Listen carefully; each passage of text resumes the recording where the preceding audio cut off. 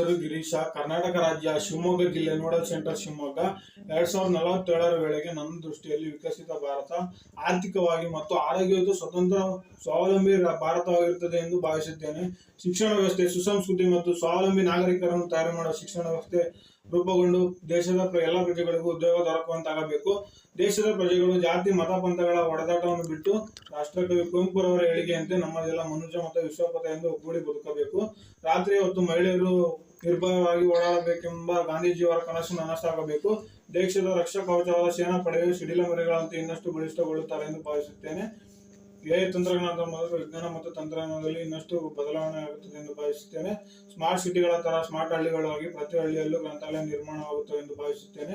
ಬಲಿಷ್ಠ ವಿದ್ಯಾವಂತ ಸಮುದಾಯ ರಾಜಕೀಯಕ್ಕೆ ಬಂದು ಕೊರ್ನಲ್ ಸೂರ್ಯ ದೇವಾಲಯದ ರಥದ ಚಕ್ರ ತರ ದಿನದ 24 ಗಂಟೆ ಅಭಿವೃದ್ಧಿ ಕಾರ್ಯವನ್ನು ನಿರ್ವಹಿಸುತ್ತಾರೆ ಎಂದು ಭಾವಿಸುತ್ತೇನೆ. ಧನ್ಯವಾದಗಳು.